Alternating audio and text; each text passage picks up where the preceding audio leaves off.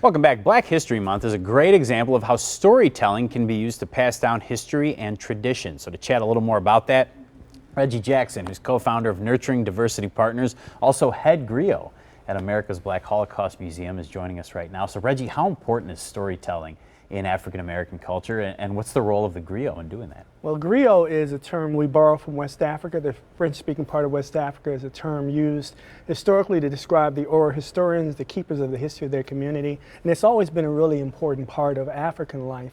And so as we transition into this part of the world, we brought that tradition along with us to keep the memory of where we came from alive, so that people know, the genealogy of their families, they know the genealogy of the communities that they come from. And griots use stories to kind of educate people on the past and the present, and how we can kind of keep the memory of ourselves alive even beyond our death. And just like you'd be trained in a craft as, a chef or a news reporter, you're trained as a griot. I mean, it's not just anybody can do it. Right.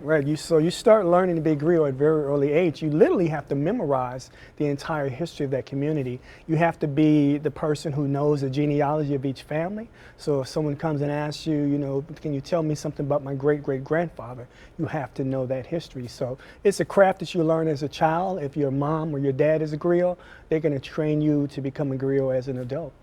So not only the America's Black Holocaust Museum, but also through your company, anything special you're doing to kind of spread African American history during Black History Month? Yes, so we've done a lot of work traveling around the country. Most of our work has been here in Wisconsin. We travel to 35 different cities, engaging people in conversations, facilitated dialogue. We do public presentations. We do workshops, educating people on African American history, so that people have kind of a better understanding of how we got to where we are as a nation. That's been a big part of American history, and we generally don't learn a whole lot about it in our history classes in school. So we're trying to take the place of what you've missed out in school, and we work with school districts, we work with local municipalities, for-profit and non-profit businesses.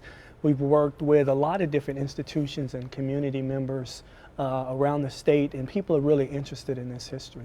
And Reggie, we're almost out of time, but real quick, any official opening date for the America's Black Holocaust Museum yet? There's still no official date. It'll be opening sometime in the summer. They're still working on hiring staff and completing the exhibits. Okay, new building on North Avenue. That's going to be spectacular when it finally opens. Thank you so much for joining us here in the studio. Thank you for having me, Pete. Important topic.